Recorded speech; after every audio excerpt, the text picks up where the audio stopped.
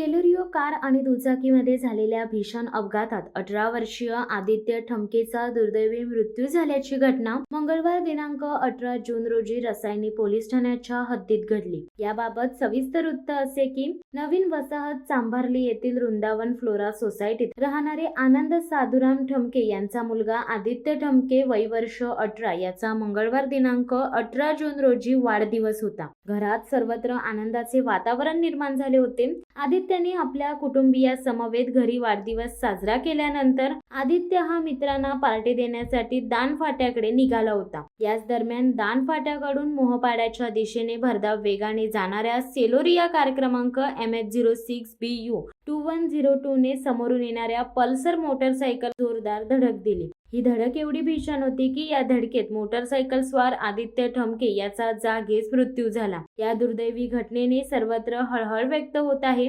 सदर अपघात हा रसायनी पोलीस ठाण्याच्या हद्दीत घडला आहे। आदित्यच्या या आकस्मिक जाण्याने त्याच्या कुटुंबियांना, नातेवाईक व मित्र परिवाराला प्रचंड धक्का बसला आहे। सेलोरिया कारवरील चालकावर रसायनी पोलीस ठाण्यात गुन्हा दाखल करण्यात आला आहे। या घटनेचा पुढील तपास रसायनी पोलीस ठाण्याचे पोलीस निरीक्षक संजय बांगर यांच्या मार्गदर्शनाखाली सहाय्यक पोलीस निरीक्षक नवनाथ लहांगे हे करीत आहेत।